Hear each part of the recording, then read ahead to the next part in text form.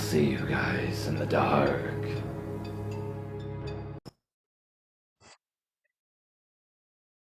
I'm a 22-year-old male. It was a regular morning for me. I had just gotten off the bus and was walking the 5 minutes to campus with my headphones on.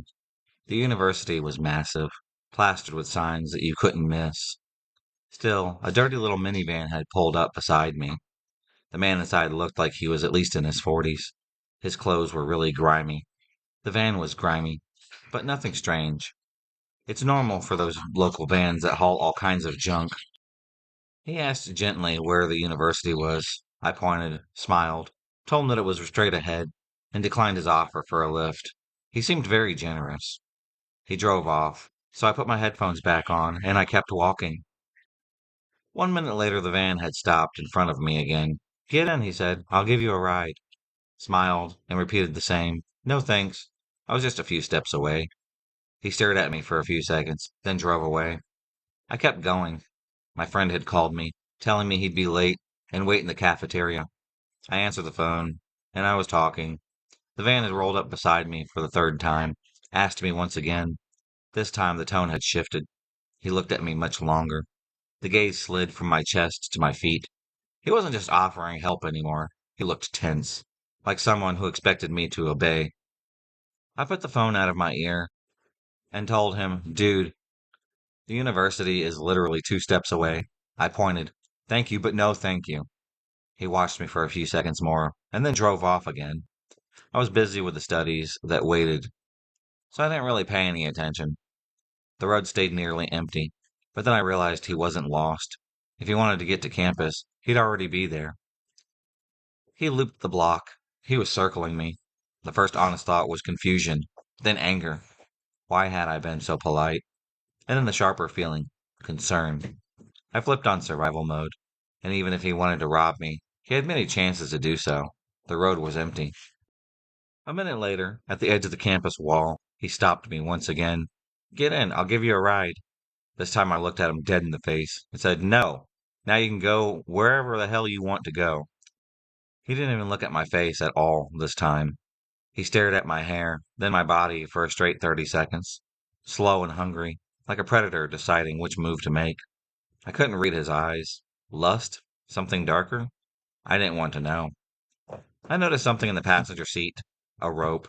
It was a small detail, but it landed like a weight in my chest. For a second, I imagined scenes. I'll jump him, punch him, teach him a lesson. I felt that boiling, stupid hero instinct. The idea that I could handle it all because I'm a guy like him. I wasn't a very strong guy, but I thought I had a good chance. Or because I can't let this slide because I'm a man. I crossed the road, slipped through the university gate, leaving the van behind me. But the van pulled up, rear the campus walls, and parked. I stopped inside the door, frozen and shaking with a mess of emotions. Shock, confusion, and anger. I even tell myself out loud, maybe I should have gotten in the van. Maybe I should have let him put his hands on me so I can beat him, especially when he let his guard down. I wanted him to meet the wrong person, believe it or not. I turned around and was heading outside the campus back to him to go do it. Then my friend had messaged, Okay, I just arrived. Let's finish our study. He called me once again, telling me to hurry so we could find a good spot in the library. I let a sigh out and then slowly walked back inside. I didn't go back to the van, leaving this dude outside. Now thinking about this, I know how reckless that impulse to be the hero was. It was just raw emotion, not strategy. I'm calm and gentle by nature, but men sometimes think they can handle sexual assault, like it's a problem they can fix with force. That's not true. It can go wrong in just a second. I'm very lucky it didn't for me. Sometimes I wonder if I even handled it well, or if I should have handled it a different way. I recently just started my first year at community college. I use a wheelchair. On my first week, I was waiting for some benches so I could wait so that it could be closer to the time for my class. As I'm sitting there, minding my own business on my phone, I notice a guy suddenly stop walking as he was walking past me. I see his feet face my direction. As he was standing there for a while without saying anything, I looked up to see if he was looking at me or if there was something else going on. He was just staring at me until I looked at him. Then he simply asked if I was okay. I told him yeah. He slowly walked away, still looking at me. I thought that it was odd, but I shrugged it off. No more than 2 weeks later, I'm sitting at a table, eating lunch, and from my peripheral view, I see a guy walking past me and suddenly stop. Once again, he says nothing until I look up at him. He says, "You look lovely today," and then goes, "I got something for you." Pulls out a candy right out of his bag, places it right in front of me on the table. I don't even remember what he told me his name was because I was so baffled. Then he said he was sorry for bothering me and walked away slowly. At first, I didn't realize it was the same guy until I went home and started thinking about it more. Then I realized he said, "You look lovely today," as if he's seen me multiple times. Maybe I'm just overreacting, but this started to make me more uncomfortable. Fast forward a few days later, I'm sitting in the same area where I ate lunch at the last time, though at a different table. I decided to record on my laptop while I was studying because I had an odd feeling he might show up once again. It was not obvious that I was recording, as I had another tab open over the camera app. I was studying. I happened to spot him heading in my direction from the reflection of my laptop screen. I immediately tensed up. He just walked by without interacting with me. I looked back at my recording once I got home, and he was staring at me the entire time he walked past. Watching it back gave me such heavy anxiety, and it even creeped me out a lot. I'm very uncomfortable, but I don't know what to do as the campus is small. So I feel like I'll be watched anywhere I go, even if I change my usual routes and locations, especially because I use a wheelchair.